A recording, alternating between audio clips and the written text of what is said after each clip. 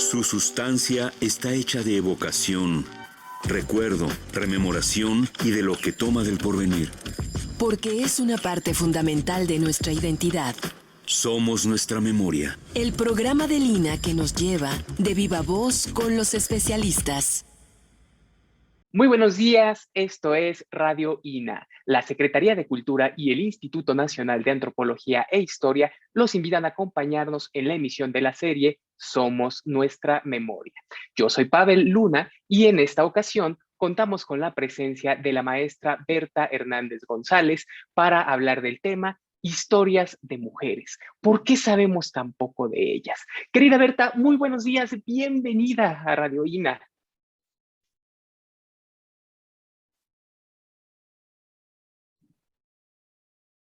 Hola, querido Pavel, qué gusto y pues muchos saludos a los amigos de Radio INA.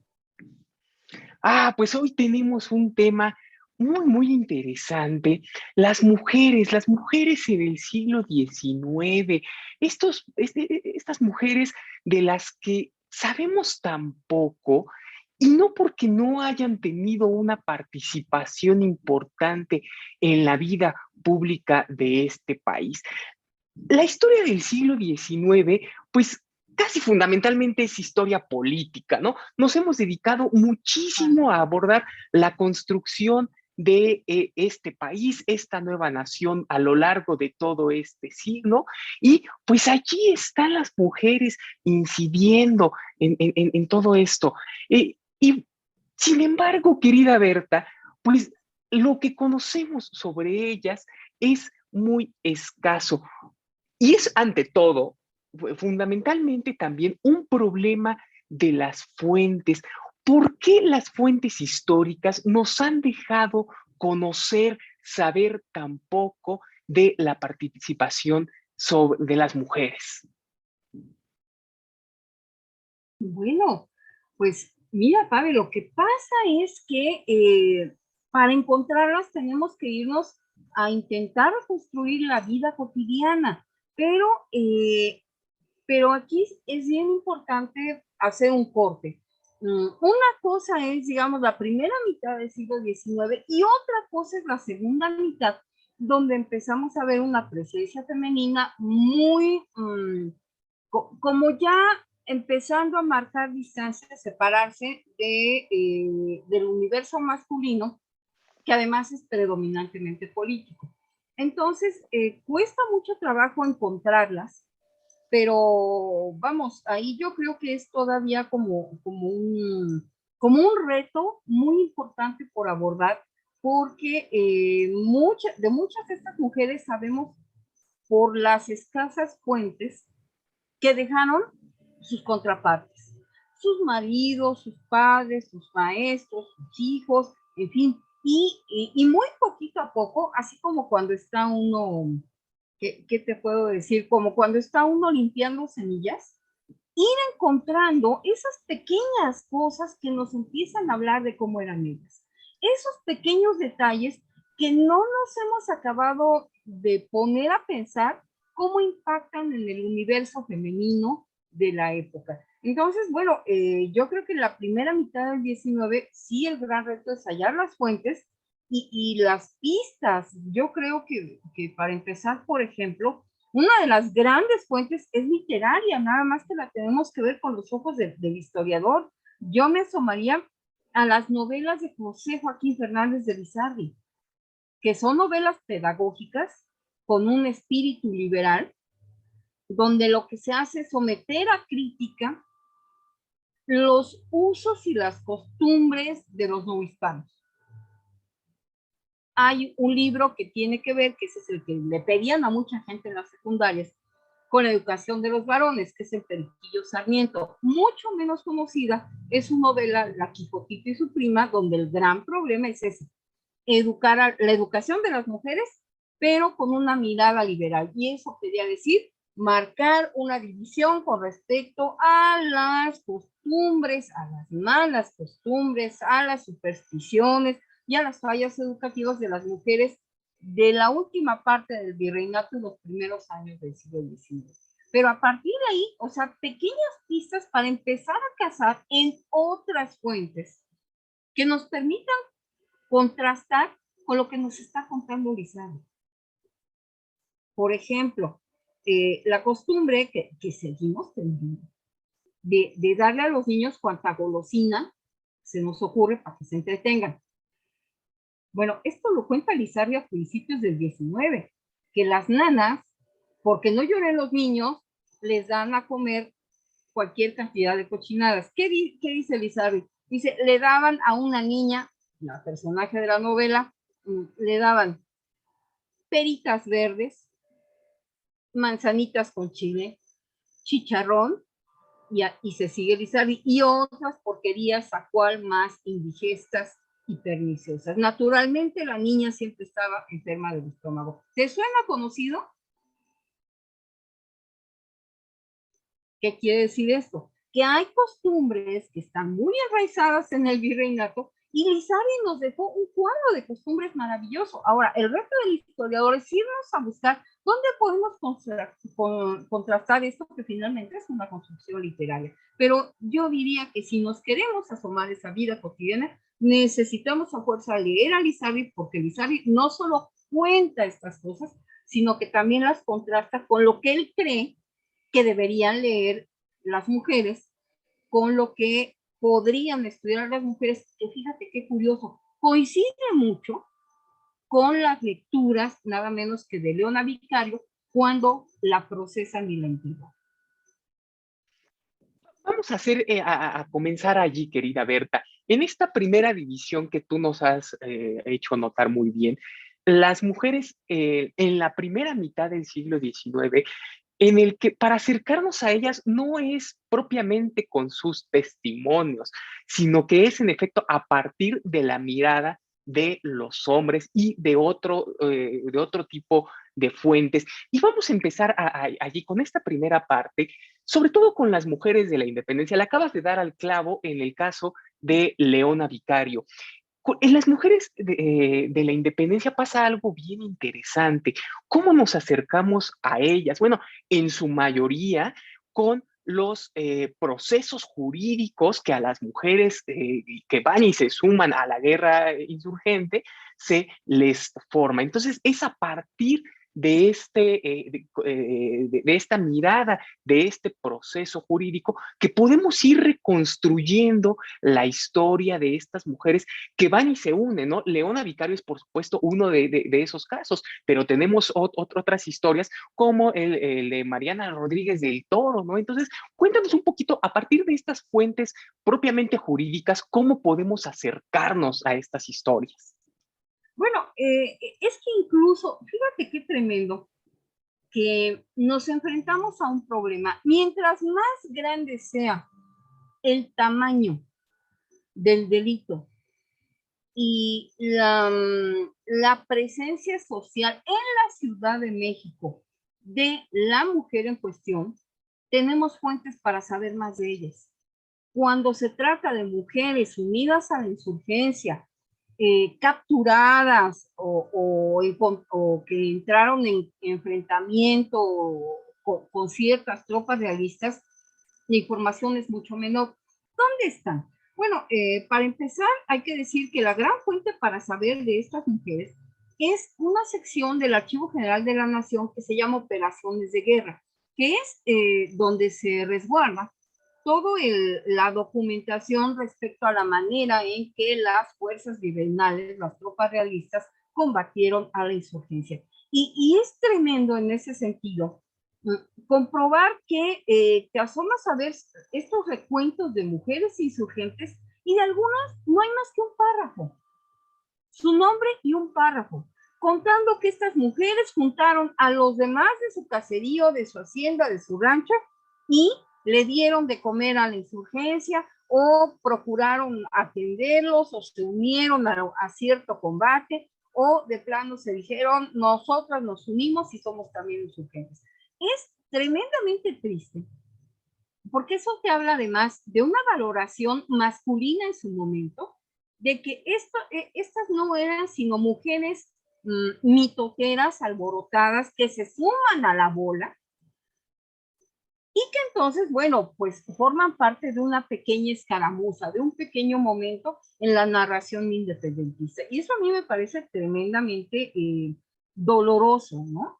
Porque podríamos asomarnos a la historia de cualquiera de ellas y sí, hay una pequeña narración muy sucinta, muy breve de lo que hicieron, pero no sabemos más. A veces no sabemos si las encarcelaron, si las procesaron, si fueron agredidas, si murieron en una escaramuza, en un enfrentamiento. A veces no sabemos nada de ellas. Ah, pero si una de estas mujeres pertenece, una vez más, el problema de la estratificación social a grupos sociales adinerados o vinculados a la gran actividad económica criolla, entonces el proceso resulta mucho más detallado y es una fuente bien importante, pero ahí tenemos que entender que estamos hablando de otro tipo de mujeres, mujeres en ese sentido excepcionales, como son Leona Vicario y Mariana Rodríguez del Toro, que las dos son criollas, criollas muy acomodadas. Leona Vicario está vinculada a una familia de comerciantes, su tío es un intelectual reconocido, es heredera de una fortuna importante. Mariana Rodríguez del Toro está casada con uno de los socios de la mina de la Valenciana, nada más. Y entonces eso las coloca en ciertas circunstancias, contrastes interesantes entre ellas. En el caso de Leona Vicario, la formación ideológica, hay una educación muy importante en el caso de ella, y en el caso de Mariana Rodríguez del Toro no lo tenemos tan claro, definitivamente eso no lo tenemos claro, pero que sí tenemos en cambio ciertas declaraciones muy importantes de su carácter, de su manera de ser, y eso nos ayuda como a intentar acercarnos al personaje. Claro, y hay que decir que en el caso, además de Leona Vicario, sí es realmente un caso muy, muy excepcional, porque sí tenemos aquí suficientes elementos para reconstruir buena parte de su vida. No es el caso, por ejemplo, de Mariana Rodríguez del Toro. Sabemos de esta historia porque se nos aparece de pronto en una conspiración ahí implicado muy al inicio de la Guerra de Independencia, y párale de contar, o sea, y ni siquiera el hecho de que Mariana Rodríguez del Toro también forme parte de esta élite que vive en la Ciudad de México, tampoco le ayuda muchísimo para que podamos ir reconstruyendo una historia más completa de ella.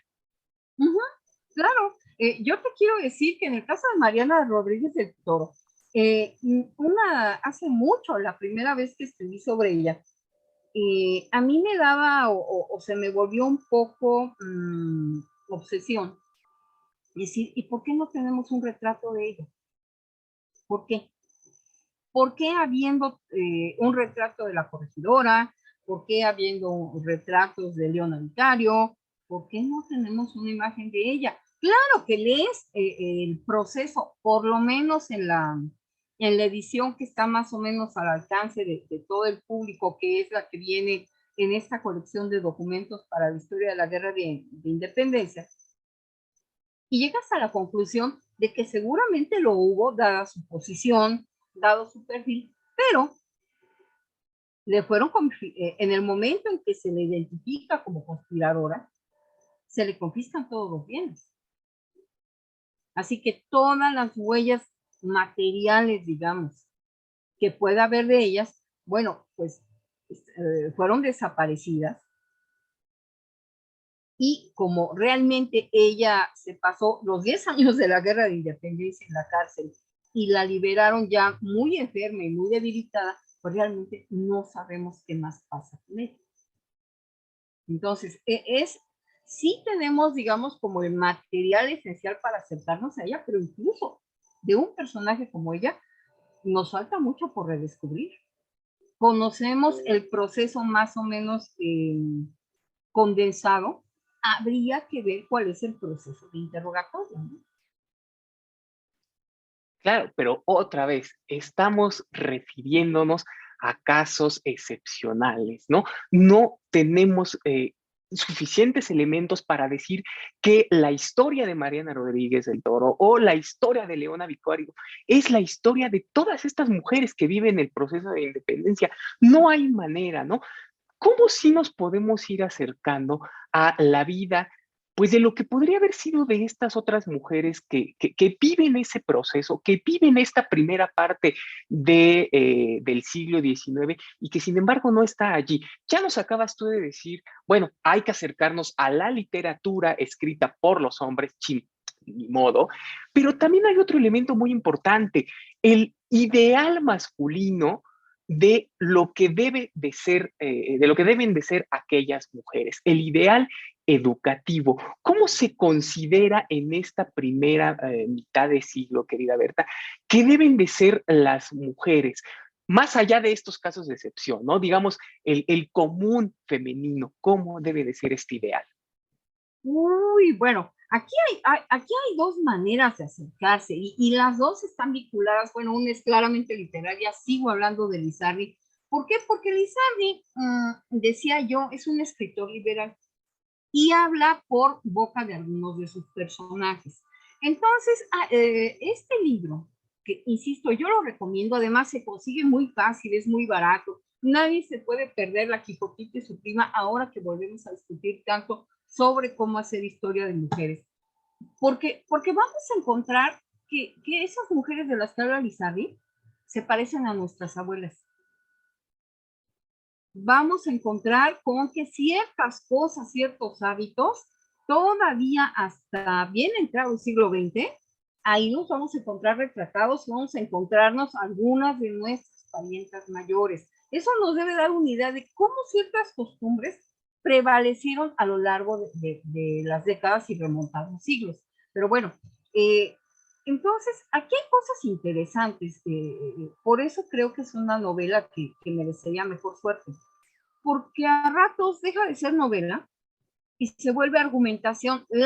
Uno puede decir, sí, pero la hace un hombre. Sí, pero es que en ese momento no todas las mujeres escriben. Y cuando escriben, cuentan cosas muy particulares desde perspectivas muy particulares. Ahorita voy a eso. ¿Qué quiero decir con esto? Lizardi, por ejemplo, cuando habla del momento en que una de sus personajes femeninos se quiere casar, empieza a discurrir, bueno, ¿cómo debe ser el matrimonio? Y hay una posición correcta y una incorrecta. Una incorrecta que dice que la mujer al casarse queda completamente bajo la voluntad del marido, no importa el nivel de desatino en que se incurra. Y la posición correcta, desde una lectura liberal, dice, bueno, efectivamente, marido y mujer tienen igualdad de importancia y peso en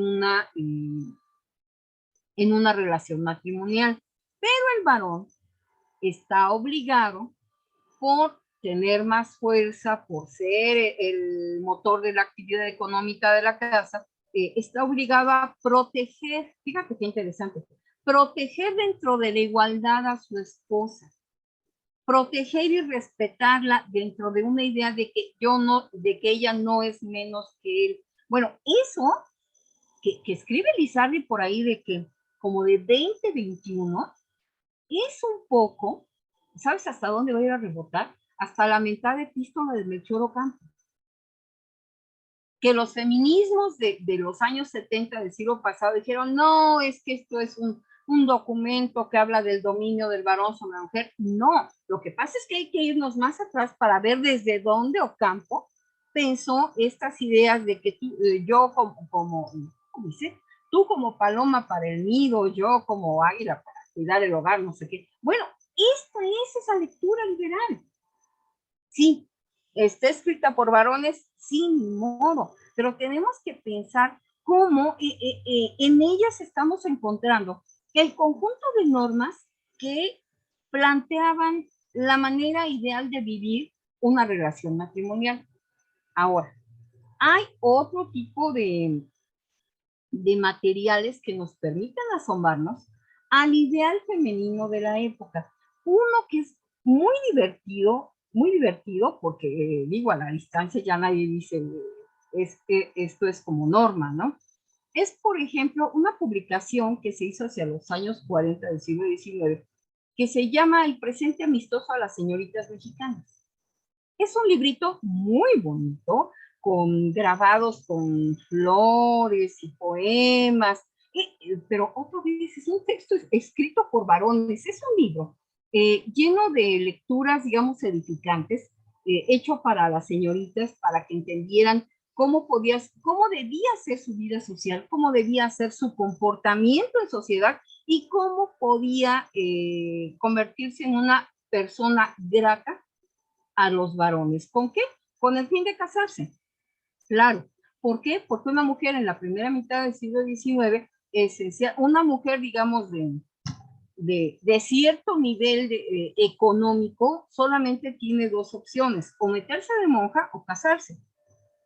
Las mujeres de las clases más desamparadas, bueno, toda la vida trabajaron y toda la vida han trabajado y siguen trabajando. ¿Por qué? Porque se tienen que ganar el sustento. Pero en clases más acomodadas, la opción es esa, o casarse o ser monja. ¿Por qué? Porque si no tienen un modo honesto de vivir o un lugar que las proteja, caen en el riesgo, y aquí todas las fuentes son así como muy eufemísticas, de caer en la ruina y el deshonor. ¿Qué quiere decir eso? Prostituirse. Así que hay una gran obsesión en cómo formar a las señoritas. El presente amistoso para las señoritas mexicanas lo publicó un empresario que tenía un colmillo y una visión tremenda, que fue don Ignacio Cumplido. Y hay por ahí un texto muy simpático donde dice, está bien, señorita, que tengas cierta cultura, que puedas platicar con la gente de muchas cosas, pero no te vuelvas una sabelo todo, porque a los hombres no les gustan las mujeres que saben demasiado. Y dice uno, a ver, espérame, o sea, esa es una lectura absolutamente masculina. Claro que lo es. Insisto, estas mujeres todavía no acaban de tener una voz propia, pero tenemos que empezar a buscar en estas fuentes para ver cuál es el modelo social en el que ellas se tuvieron que mover. ¿Por qué? Diría alguien, bueno, que no había mujeres que escribieran. Sí, sí había, pero son muy pocas, otra vez son muy inusuales, son excepcionales, y por eso también es muy particular el tipo de cosas que escriben. Pensemos, por ejemplo, en doña Fanny Calderón de la Barca, que empieza escribiéndole cartas a sus parientes cuando viene con su esposo, nombrado embajador de España en México, y a la larga esto se vuelve un libro con una crónica muy peculiar de la vida en el México recién independizado, con estas mujeres que a lo mejor no son muy letradas, porque no está pensado que las mujeres vayan más allá de leer, escribir las 4 operaciones, poseer y el catecismo, que eso es lo que aprendían las mujeres en las famosas escuelas que se conocían como amigas. Y otra cosa muy distinta es que de repente aparece alguien como doña Frances, que además es una gran observadora y cuenta cosas interesantes.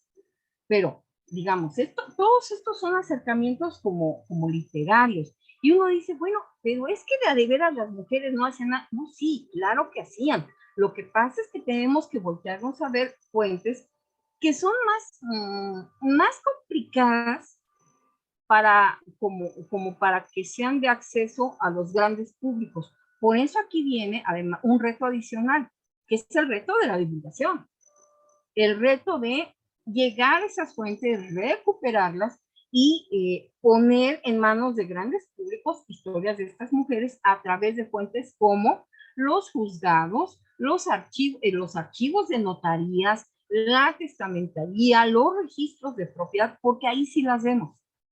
Ahí las vemos heredando o administrando las herencias de sus hijos. Y entonces vemos mujeres que ya no son estas señoritas que no tienen que ser demasiado inteligentes y demasiado cultivadas, porque si no, no cachan marido, sino vemos a madres de familia, a esposas intentando conservar la herencia de sus hijos. Aquí a mí me gustaría recomendar mucho un libro que salió hace no mucho tiempo, que es una biografía de una mujer muy famosa de la primera mitad del 19, la Güera Rodríguez, pero no es ni la mujer que hechizó a Iturbide y que hechizó a Temio de Valladolid. Tampoco es la mujer que tuvo como 4,000 amantes y como 5,000 maridos. No, no, no, no, no. No, este es un libro que produjo la historiadora Silvia Aaron, que llevaba muchos años obsesionada por la Güera, y cuando empieza a buscar, se encuentra, por ejemplo, el testamento de la Güera. Y en el testamento de la Güera, que se puede consultar acá en el archivo de notarías de la Ciudad de México, enfrente de la Alameda, bueno, pues se va encontrando con una señora que enviuda y que tiene que cuidar el patrimonio de su hijo varón, porque él es el heredero mayoritario de todo el patrimonio. Y entonces también vemos una señora que está ocupada buscando dónde vivir, cómo cuida ese patrimonio, cómo se le casan las hijas, con quién se casan las hijas. Y entonces empezamos a ver esa vida cotidiana de cierto grupo social, del grupo social que tiene dinero para tener un testamento, para tener un notario, para tener una herencia que proteger, en fin, un montón de cosas en donde ya las vemos, ahora sí que en acción, haciendo cosas, decidiendo cosas. No son las protagonistas de novelas románticas, pero son mujeres de a de veras. Y eso es importante. Yo le quiero recomendar a todos los amigos de Radio INA que vayan y busquen La Quijotita y su prima, que está producida por Radio INA. Hay fragmentos, vayan y búsquenlo. Al final del programa les damos la dirección. Y es muy interesante ver justamente estos materiales que son lo que los hombres creen que deben de leer ellas, ¿no? Tenemos a Joaquín Fernández de Lizardi escribiendo este tipo de cosas. Está, por supuesto, el presente amistoso, y hay unos materiales también muy interesantes a los cuales uno se puede acercar, que son los famosos calendarios decimonónicos, ¿no? Estos calendarios que servían para el cómputo de los días originalmente, y que además contienen textos pensados para que las mujeres los pudieran leer. Ojo, en este ideal de lo que, cómo hay que educar a las mujeres, sí, hay que enseñarlas a leer, hay que darles materiales para leer, pero no pueden ni deben leer lo mismo que los hombres, ¿no? O sea, acordémonos, mujer que sabe latín, ni consigue marido, ni tiene buen fin, ¿no? Son, digamos, otros materiales a los que ellas deben de acercarse y con los que ellas se deben de educar. Más cercano, por ejemplo, digamos, a cosas, a cuestiones morales, por ejemplo, que de política, ¿no? O sea, no está bien visto que las mujeres se instruyan sobre la política en la época. Claro, y además ahí habría que ver que estas posiciones liberales de las que hemos hablado aparecen en impresos de muy principios del 19, pero hay que acercarse con mirada crítica. ¿Qué quiero decir con esto? Por ejemplo, el Diario de México de don Carlos María de Bustamante a ratos tiene publicaciones presuntamente firmadas por una mujer, pero está firmado con un seudónimo. La curiosa o la preguntona o la señorita que opina o cosas de estas. ¿Eso implica que es una mujer? No necesariamente. No necesariamente, porque puede ser perfectamente una maña de don Carlos para intentar generar una voz que sea coherente con esta idea de la igualdad en el peculiar sentido que tenían los liberales de principios del 19. No podemos afirmar que sea una mujer la que está escribiendo. Sin embargo, es interesante que aparezca allí como alguien que le manda una carta a Bustamante que dice ser una mujer y que plantea una bola de reflexiones acerca del momento en que se vive, de la invasión de España, de la importancia de la educación, en fin, de cualquier cantidad de cosas. Finalmente, esa es la chamba del historiador, acercarnos con mirada sí crítica, yo diría que hasta un poco desconfiada de ese tipo de fuentes, porque realmente no sabemos quién escribe eso.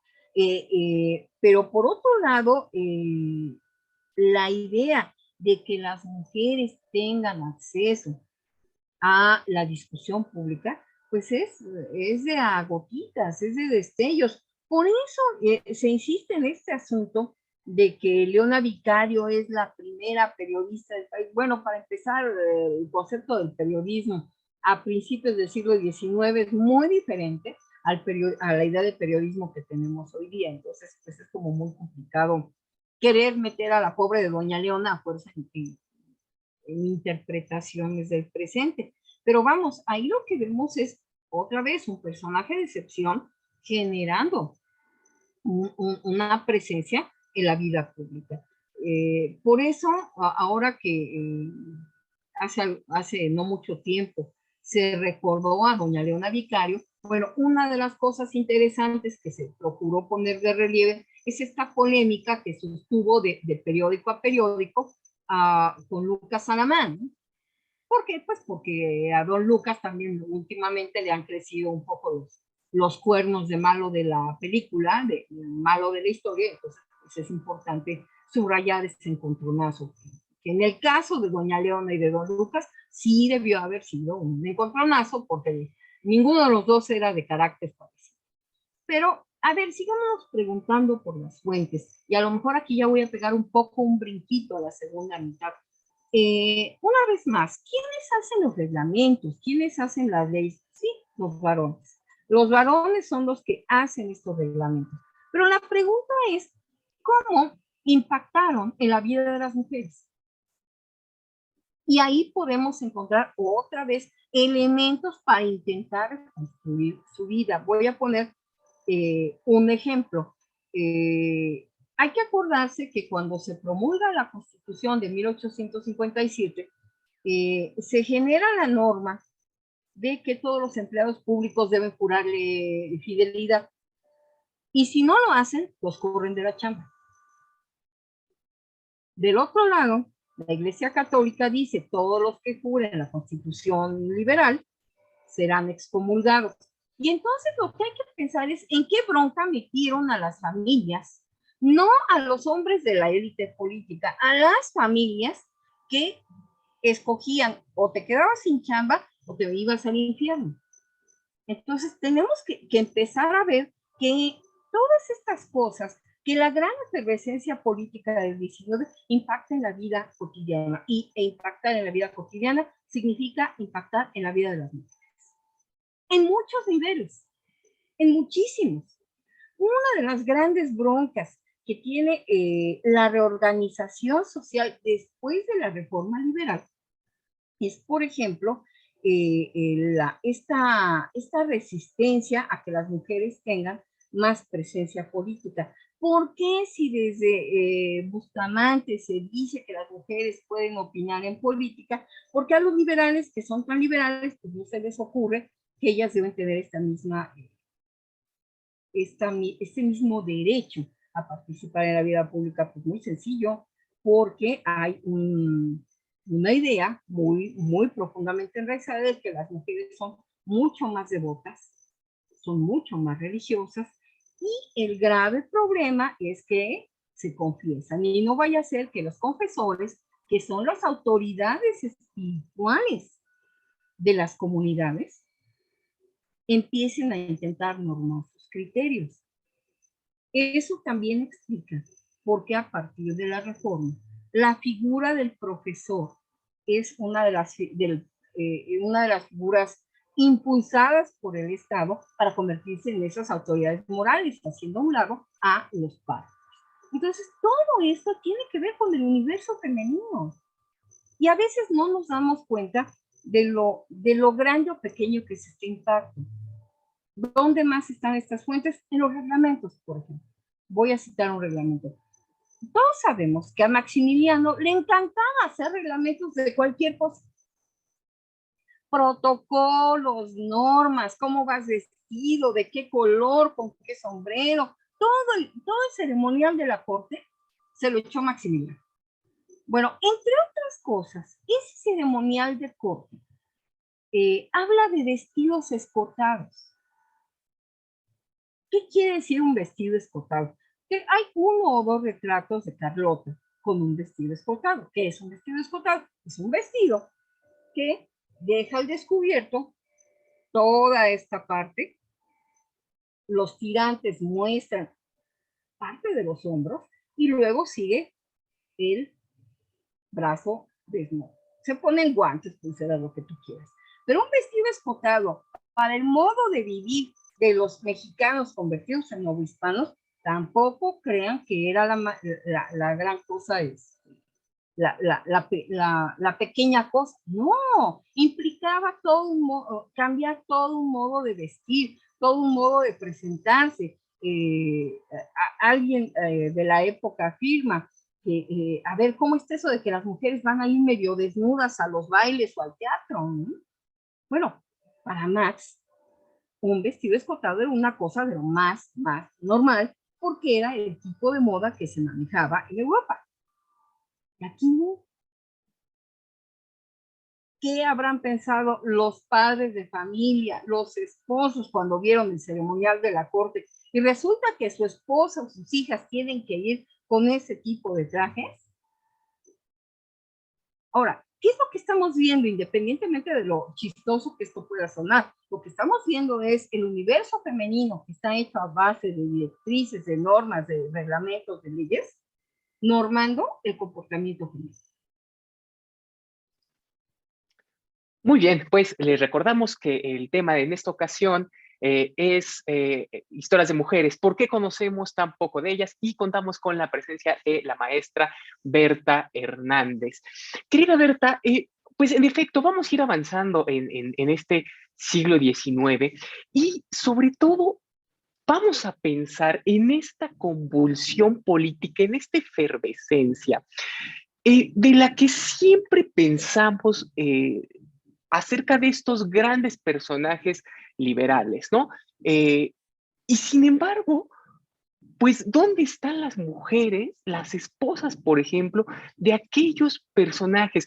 ¿Dónde está la esposa de don Benito Juárez? Bueno, el caso de Margarita Maza de pronto es más conocido, pero ¿dónde está, por ejemplo, la esposa de Guillermo Prieto? ¿Dónde está la esposa de Altamirano? ¿Dónde están estas mujeres que otra vez son casos de excepción porque se ven arrastradas por esta convulsión política y se ven arrastradas por la vida particular de sus maridos? ¿Qué pasa con ellas? Bueno, pues pasa que les pasa todo.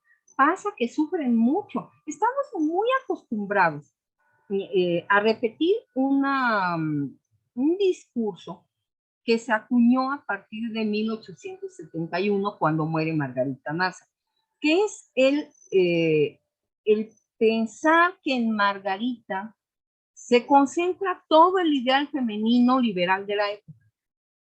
Y la verdad es que las esposas de los correligionarios de don Benito la pasaron igual de mal y algunas hasta peor. ¿Qué es lo que se exalta en una mujer como Margarita Maza? Bueno, se exalta su espíritu de sacrificio, su lealtad al marido, su no decirle, a ver, Benito, mira, yo me voy para Oaxaca con mi familia, me llevo a mis hijos, cuando todo esto pase, ahí vas por nosotros. Pues no, eso no pasa. No pasa. No pasa por dos razones. Primero, porque obviamente hay que pensar en un tema del vínculo personal, afectuoso o amoroso entre estos personajes y sus parejas, pero también por un asunto de seguridad. No, ninguno de estos hombres deja a su pareja desamparada cuando se tienen que mover de la Ciudad de México. Generalmente van con ellos. ¿Por qué? Pues porque uno no sabe qué es lo que puede pasar, aunque si hay antecedentes. Rápidamente me voy a regresar a la Guerra de la Independencia para recordar que durante el sitio de Cuautla, el brigadier Félix María Calleja del Rey se llevó a su esposa al campo de batalla, a doña Francisca de la Gándara, conocida como la única virreina mexicana. Que además era una mujer muy rica, heredera de una fortuna grande en San Luis Potosí, se la lleva al campo de batalla y en un descuido se la secuestran. Y tiene que haber un canje de prisioneros para que le regresen a sus casas.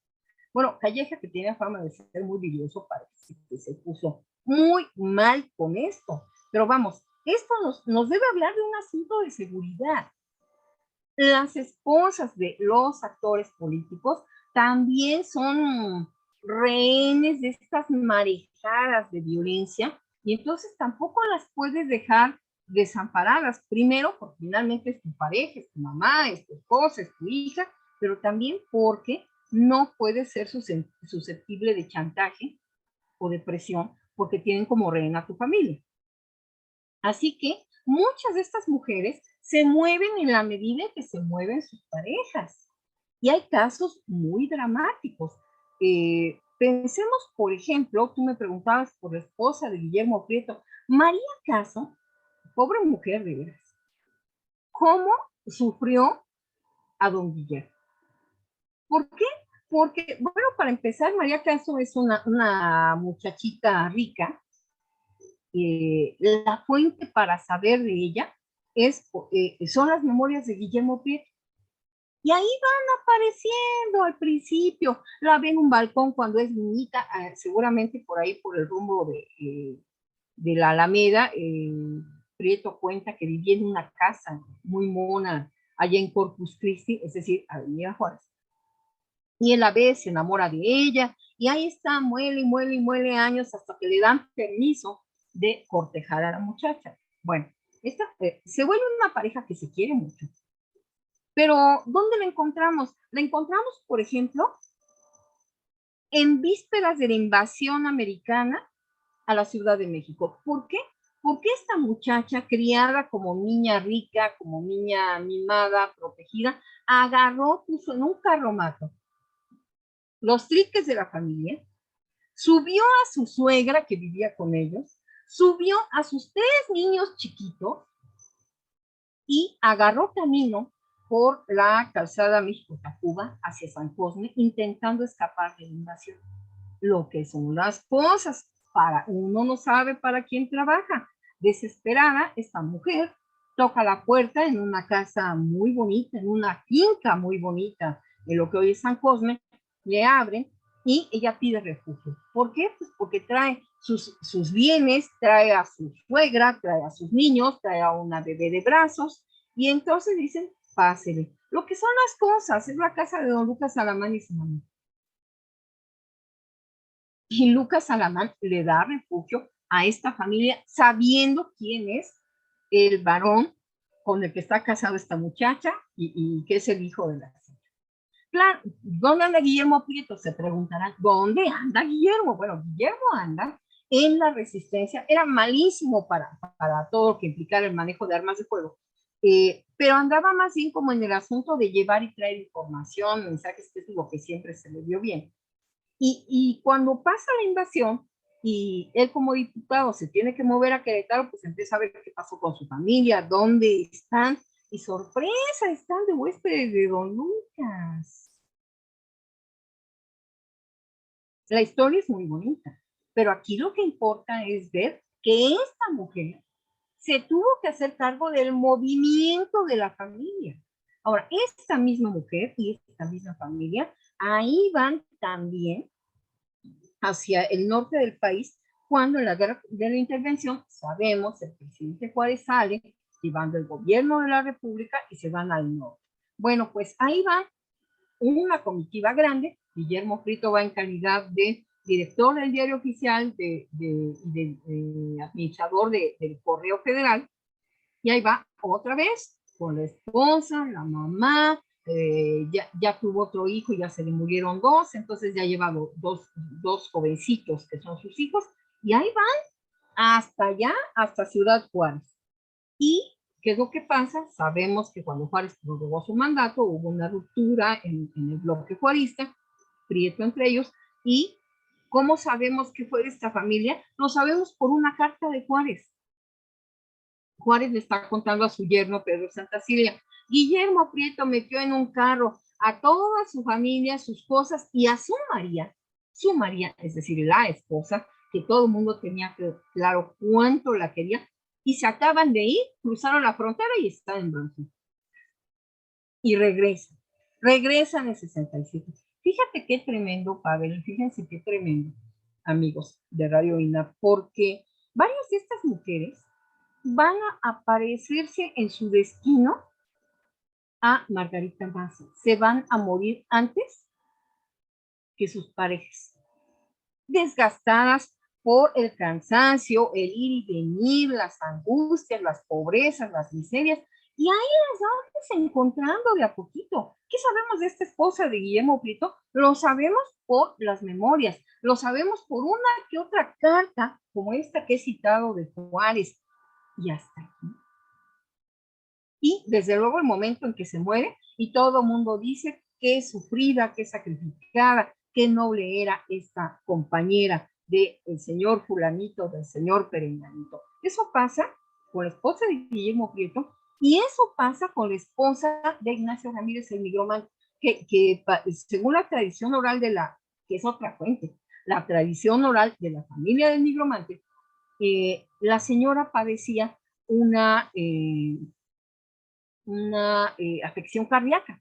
Entonces, ahí, ese es un caso de excepción. Generalmente, la familia del nigromante sí se queda y el nigromante anda por su lado haciendo su lucha solo, por el estado de salud de su mujer.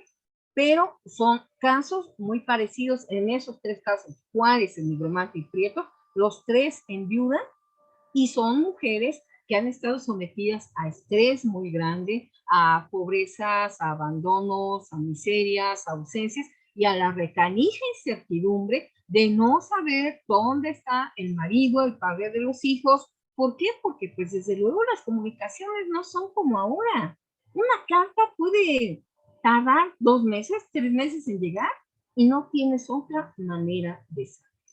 Así que tenemos que ponernos, yo creo, un poco, Pavel, en los zapatos de estas mujeres que verdaderamente viven cosas tremendas y que muy pocas veces nos hemos volteado a mirarles. Y hay cosas muy, ¿cómo decirlo?, duras, en el sentido de que la política, el gran conflicto de dos proyectos de país enfrentados, les cambió la vida a todas ellas, les distorsionó, les truncó, les desvió, les retrasó sus planes de vida, y pues eso lo vamos encontrando en pequeños pizcas, datos, informaciones, en un archivo, en otro, y solo así podemos armar el rompecabezas de la vida de este tipo. Pero además, fíjate qué interesante, querida Berta, que aquí se nos acaba de aparecer una fuente más, una manera más de acercarnos a las historias de estas mujeres, y es el género epistolar, ¿no? Estas cartas que van escribiendo.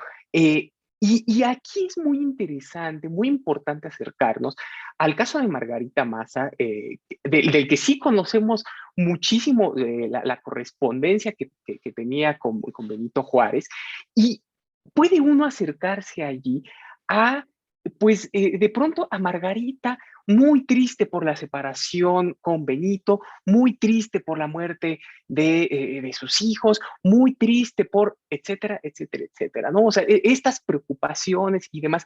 Y aquí hay un cambio bien interesante conforme va avanzando el siglo. Ya nos podemos acercar a estas historias narradas también desde la óptica ya de las propias mujeres, ¿no? ¿Qué sentían, cómo veían este momento tan difícil también para ellas, ¿no? Entonces es allí otra manera de acercarnos, ¿no? Claro, ahora, ojalá pudiéramos conocer la correspondencia de todas estas mujeres. Es un caso, otra vez, excepcional, y afortunado que se haya conservado casi íntegro el epistolario de Juárez, porque allí están las cartas cruzadas con Margarita. Y de hecho, en alguna época, ¿para qué? Pues como unos 10 años, tal vez 15, circuló una selección precisamente de ese epistolario mostrando ese diálogo entre el presidente Juárez y su esposa a la distancia. Y entonces vemos a una mujer que además yo creo que esto también se debe reflejar en estas otras mujeres de las que estamos hablando. ¿Por qué? Porque el que estas mujeres no tuvieran formalmente presencia en la vida política no quiere decir que no se enteraran y no quiere decir que fueran tontas. Y tampoco quiere decir que no tuvieran ideas acerca de las broncas en las que andaban metidas sus parejas. Cuando vemos esas cartas entre Margarita y Benito, a veces vemos juicios de Margarita muy duros acerca de algunos personajes de la vida liberal. Voy a regresar al pleito famoso entre Prieto y Juárez. Cuando Prieto agarra sus triques y se va, en la siguiente carta, Margarita regaña a don Benito. Y lo regaña, ¿por qué? Porque Juárez decidió prorrogar su mandato. Y le dice, cuando te pregunté y no me contestaste, ya sabía yo que algo te traías. Es sensacional. ¿Por qué? Porque eso quiere decir que en el diálogo de pareja a doña Margarita no le impresiona el presidente Juárez. Y no te hagas, Benito, de que no estabas pensando prorrogar tu mandato. Ya de que no me dijiste nada, bueno, eso cualquiera de las damas que nos estén escuchando se va a acordar de algún diálogo o propio o cercano de, ya que no me quisiste decir, bueno, yo ya sé por dónde vas. Bueno, esas son cosas de la condición humana que por un lado nos revelan al personaje, pero por otro lado nos da una idea de que Juárez sabía que a su esposa no le iba a hacer demasiada gracia esta prórroga de mandato. Por eso no le dijo. Pero además hay momentos donde dice, y bueno, aparte le da su pescozoncito, le dice, y bueno, mira, la verdad, Benito, es que no es la primera vez que Prieto te hace una jugarreta de estas. El problema eres tú, que los disculpas y sigues en las mismas, porque no es la primera vez que Guillermo te hace algo así. Perdón, esto es un juicio político. Eso es un juicio político si lo quieren ver puesto en lenguaje muy de vida de casa, muy de discusión hogareña, de pareja, etcétera, pero eso es un juicio político. Y en esa correspondencia con Margarita hay varios. Y eso quizá no lo hemos acabado de ver. Nos hemos engolosinado con este espíritu de sacrificio y quizá hemos hecho a un lado esta sagacidad de Margarita para ver las broncas políticas en las que están metidos. Es decir, estamos obligados a buscar fuentes para conocer a estas mujeres, pero también estamos obligados a volver a acercarnos a estas fuentes que ya tenemos. Claro, porque sí es una preocupación la familia, los pleitos personales y demás, pero también se deja entrever que tienen opiniones políticas sobre lo que está sucediendo en el país, porque en efecto sí se dan cuenta. Ahora, vamos a voltear un poco la mirada, porque ya hablamos de estas mujeres esposas de estos grandes personajes liberales, pero ¿qué sucede también con las esposas de los conservadores? Porque allí están y la verdad es que tampoco les va mucho mejor, ¿no? Conocemos el caso, por supuesto, de Concha Miramón, pero también conocemos otros casos. Por ejemplo, estoy pensando en el caso de Pepita Peña, la esposa de Bazán, el hombre, el mariscal Bazán, el hombre fuerte durante el imperio de Maximiliano, y tampoco les va mucho mejor, ¿no? ¿Qué pasa con estas mujeres? Bueno, fíjate que es una cosa muy curiosa. Si del lado liberal tenemos que escarbar para encontrar una pista aquí, un dato allá, una tarjetita, etcétera, del otro lado es muy curioso y vamos, no quiere decir nada, pero es llamativo que del otro lado sí haya memorias. Margarita nunca escribió unas memorias, están sus cartas. No las escribió Luis Elorriaga de Zarco, pero la esposa de Zarco. Pero, por ejemplo, de ella sabemos que se quería casar con Zarco por ahí de 1857 y no pudo porque estalló la Guerra de Reforma. ¿Cómo lo sabemos? Porque el proceso de de dispensa eclesiástica para casarse está en el archivo del arzobispado de la Ciudad de México. Es que ella era hija del padrino de bautizo de Sara. Entonces, aquí hay un universo de pequeñas cosas que nos ayudan a armar un rompecabezas. Acá, curiosamente, tenemos varios volúmenes de memorias. Concha Lombardo, sus memorias son un tesoro para entender muchas cosas, porque además aquí sí claramente es una mujer con opiniones políticas, pero definidísimas. Desde luego, el hilo conductor de estas memorias es el gran amor que tuvo por su esposo Miguel Miramón. Y en función de eso, ella forma sus juicios. Y en función de eso, ella critica al Partido Conservador por imprudente, o por desidioso, por desleal, y eso lo va diciendo desde el principio hasta que entierra a su marido en el Panteón de San Fernando. O a veces, cuando el marido es presidente de la República, uno de esos dos presidentes conservadores que hubo, y le van a dar la noticia, ella dice, en ese momento yo dije, ay de mí, yo ya no voy a ser feliz nunca porque la política me lo ha robado. Otra vez, eso es un juicio político. La política domina el corazón de los hombres y no le deja espacio para ninguna otra preocupación. Ese es el fondo de esas grandes memorias. Pero hay otras mujeres, yo creo que sí también excepcionales, cuyos testimonios o cuyos papeles nos ayudan un poco a entender tantito más de ellas. Por ejemplo, existe un libro de memorias de la princesa San, esposa de uno de los militares que vino con Maximiliano. Bueno, es también una mujer de excepción porque es una mujer muy audaz, era yankee, como decían en la época, pero era una yankee muy echada para adelante, muy audaz, con capacidad de acción y autonomía, que andaba de aquí para allá cargando a su perrito, el Jimmy.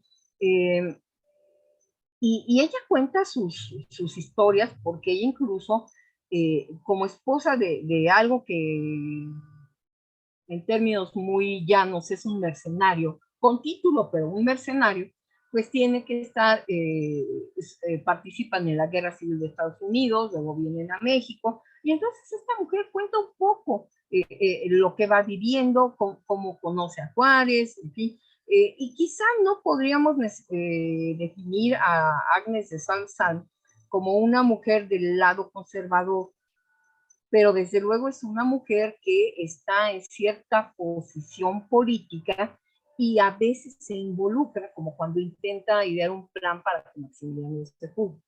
Este es un personaje interesante desde esa lectura. Por otro lado, desde luego están los muchos papeles que Carlota escribió, que no son nada más. Carlota es un personaje de excepción también porque está educada para gobernar, porque ella no nace en un país católico. Entonces los valores son otros, la formación de las mujeres está entendida de otro modo, y ella, cuando se va a su marido de viaje, ella asume la regencia y acuerda, regaña, trabaja, escribe, hace todas las tareas de un gobierno. Entonces, por eso es muy interesante esa parte. Y aquí otra vez estamos obligados a abrir la mirada y ver esa parte de Carlota gobernante, no nada más la princesa que se volvió loca, que es la parte más romántica y que muchas veces es la más ocurrida. Aquí lo interesante es que muchas de esas fuentes poco a poco se han ido abriendo y conocemos algunas. Conocemos parte de sus escritos mexicanos. En alguna época el doctor Conrad Raps, que en paz descanse, se dio a la tarea de traducir correspondencia entre Maximiliano y Carlota del alemán y empezó a desvanecer muchos chismes o muchas creencias de ciertas cosas. Por ejemplo, aquel famoso asunto de un príncipe indito que adoptó Maximiliano y que quería que fuera un heredero indígena, que eso es algo que se ha repetido cualquier cantidad de veces, pero la traducción de estas, porque además realmente no somos muchos los que somos versados en alemán, o sea, no los hay, yo no sé hablar alemán, hay mucha gente de este gremio que no habla alemán, y por eso fue tan importante la aportación de Conrad, porque entonces vemos aquellas cartas de ese momento, y resulta que ese era un bebé que le regalaron a Maximiliano, lo dejó encargado en Querétaro diciendo bautícenlo, todo mundo se alborotó porque cómo que lo quiere bautizar, etcétera. Ah, entonces lo quiere adoptar. Entonces empieza uno a entender un montón, el trasfondo de un montón de chismes sobre el imperio, cuando tiene otro tipo de explicación que Maximiliano da. El problema es que no nos habíamos acercado a esas fuentes.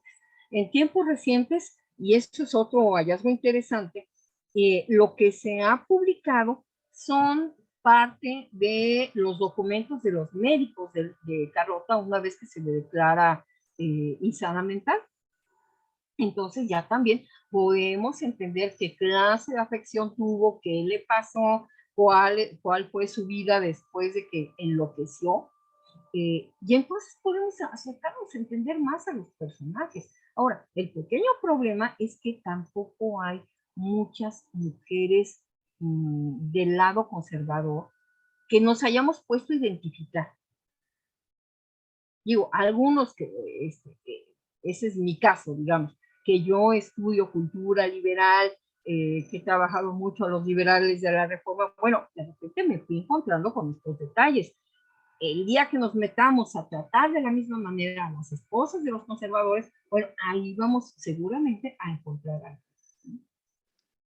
Claro, y ahora yo no sé cómo lo veas tú, ¿verdad? Pero tengo la impresión de que en realidad a estas mujeres esposas de los conservadores les va mucho peor, porque no solo tienen que vivir pues este jaloneo político contra los liberales, en el que se ven arrastradas por sus maridos, sino que además después cargan con el estigma, ¿no? De ser un poco los derrotados. O, pensemos en Carlota. Carlota muere muchísimos años después del fusilamiento de Maximiliano.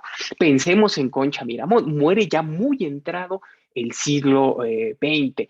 Pensemos en Pepita Peña, que muere ya también muchísimos años después, incluso se separa de Bazán y Pepita regresa a México. O sea, tienen que cargar también con este estigma de ser esposas de los hombres derrotados. Sí, sí, y por eso además sus situaciones son muy complicadas. La historia de Pepita Peña, que empieza siendo como de cuento de hadas, se vuelve una historia muy trágica, porque efectivamente se van, además, bueno,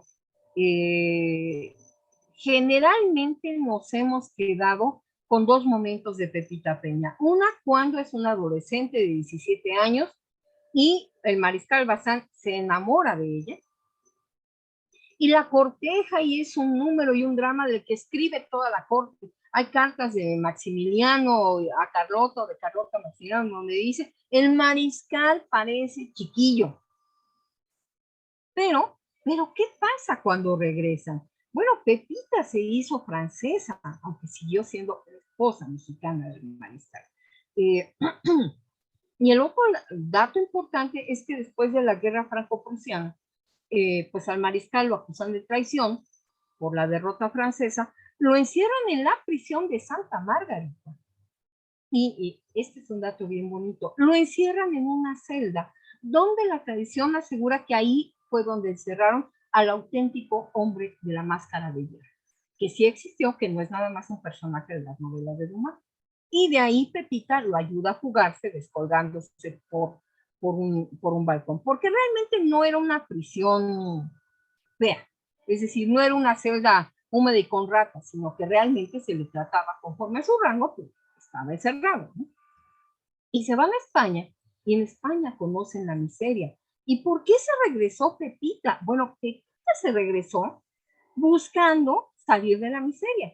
Había dos cosas. Una tía suya, la que fue esposa de don Manuel Gómez Pedraza, presidente de la República, donde le dejaba una pequeña renta a ella y una pequeña renta a su hermano. Pepita no venía por los 25 pesos al mes que le dejó su tía, no, Pepita venía por a intentar hacer cumplir una oferta de Maximiliano. Cuando se casó con Bazán, le regalaron, el regalo de bodas de Maximiliano fue lo que conocemos como el Museo de San Carlos, con una pequeña cláusula. Si un día los Bazán se iban de México, el gobierno mexicano le entregaría a cambio de ese palacio algo así como 100,000 pesos oro. Pepita, en un gesto que yo sí creo que es de ingenuidad, pero también de desesperación, vino a México intentando o esperanzada en cobrar esos 100,000 pesos. Bueno, la prensa, ahí está Pepita en la prensa, aparece Pepita en los periódicos cuando viene diciendo, la señora Bazán vino y parece que lo que quiere es cobrar esta lana. Y los periódicos mexicanos dicen, la señora es muy inocente, la señora no sabemos a qué viene, porque nadie le va a hacer caso. Efectivamente, nadie le hace caso. Pero se queda aquí porque finalmente tiene todavía pariente, viene con la hija, pero bueno, ese es uno de los grandes enigmas de la época, porque el epistolario existe, lo ha investigado una historiadora muy chambeadora, muy brillante, que es Verónica González Laporte, que pudo ver las cartas de Bazán y Pepita, hasta la última carta de Achille Bazán, dice, Pepita mi amor. Pepita mon amour. Es una cosa muy bonita, pero ¿de qué habla? De que el vínculo emocional nunca se rompió, pero que Pepita no estaba dispuesta a regresarse a la miseria en España y se quedó en México. Es decir, sí están, son historias igual de tremendas, sufren la derrota, como bien dices, Pavel, encima hay que cargar con el baldón de haber sido los que perdieron, los derrotados, en fin, y se vuelven historias muy igualmente tremendas, ¿no? Se nos va a empezar a terminar el tiempo de este programa, querida Berta, pero yo no quiero que dejemos de cerrar este siglo XIX y cómo avanzan las historias de las mujeres en esta época. Llegan tiempos muchísimo más tranquilos, comienza la estabilidad, cierta estabilidad, muy entre comillas, en este país, y nos vamos a encontrar a las mujeres ya no como las esposas, o no solamente como las esposas ¿no? Como estas mujeres asociadas a estos grandes personajes. Vamos a ver ahora sí ya cada vez con más frecuencia historias de mujeres que empiezan a destacar por sus propios méritos. Es decir, tenemos mujeres que empiezan a hacer periódicos. Estoy pensando, por supuesto, en Laureana Wright.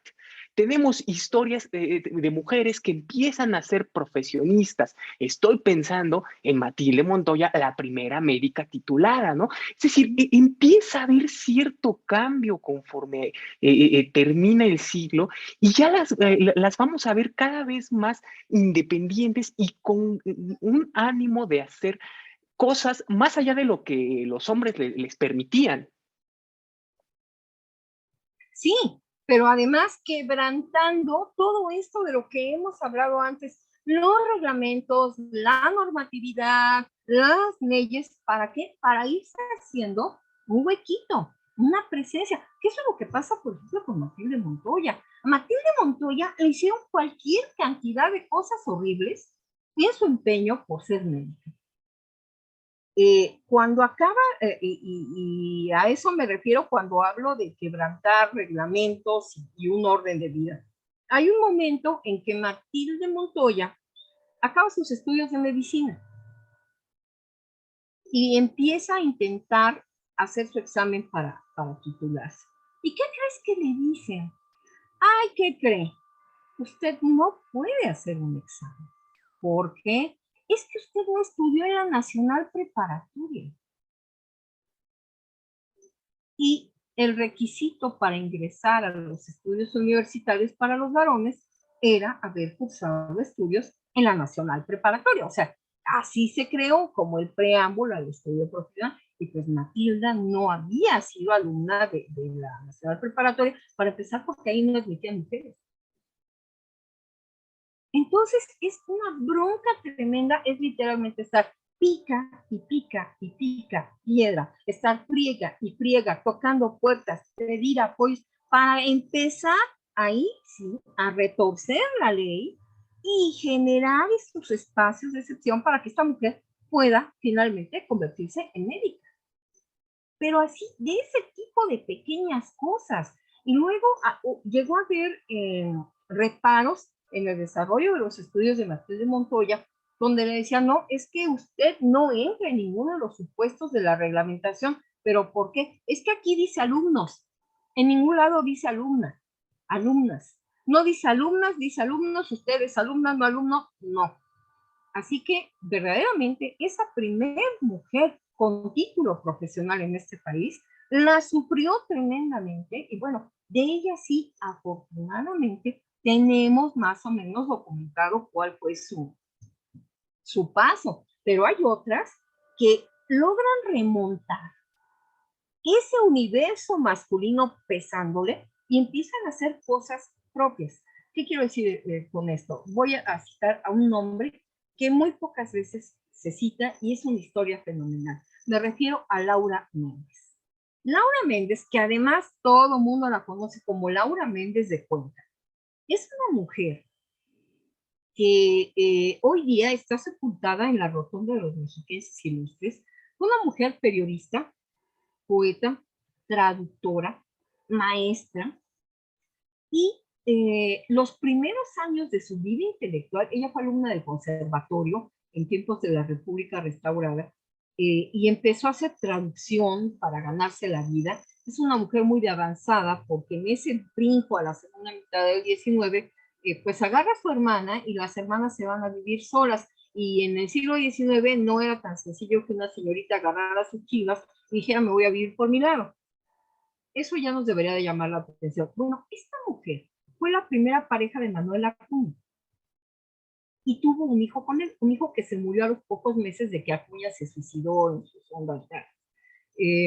Pero ¿qué es lo que pasa? Que a Laura Méndez un poco se le opaca por algo que quiero pensar, que es algo así como una especie de conspiración inocente.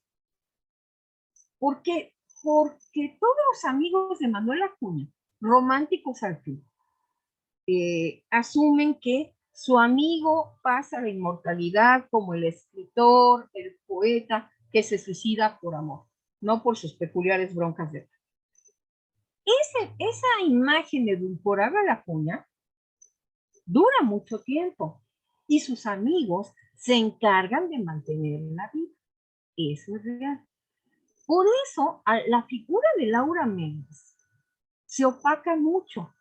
Pero una vez que Laura Méndez dice, bueno, ya estuvo bien, Laura Méndez sigue trabajando y sigue haciendo cosas y sigue publicando. En alguna época, se hace pareja del que fue el mejor amigo de Manuel Acuña, el poeta Agustín Cuenca, y la pasan tan mal en el entorno intelectual, literario de la Ciudad de México por cualquier cantidad de chismes. Que si ella era la ex de Acuña, que qué pasó con el dinero que se juntó para el entierro de Acuña, bla, bla, bla, bla, bla, que esta pareja se va a vivir a Orizaba y siguen haciendo trabajo literario, periodístico, intelectual. Luego se van a regresar a la Ciudad de México. Eso explica que Laura Méndez haya podido hacer después carrera a despecho de la historia romántica. Claro, nadie la vincula con Manuel Acuña. ¿Por qué? Porque la leyenda de Acuña es un rollo por acá, así como que todavía todo el mundo lo guarda, lo ve bonito, lo pone en la alacena y tal. Ya también hace mucho que debimos haber pensado de otra manera en Acuña y todo su rollo. Pero esa es parte de una historia intelectual y literaria que deberíamos de pensar en otra ocasión. Aquí lo que importa es pensar que esta mujer logró hacer a un lado toda esa maraña de sueños románticos y siguió haciendo su chamba. Y todavía la tenemos como muy poca gente ha hecho biografías sobre Laura Méndez, ha investigado sobre ella, se merecería otro tipo de espacios, que se hablara más de ella, ¿no?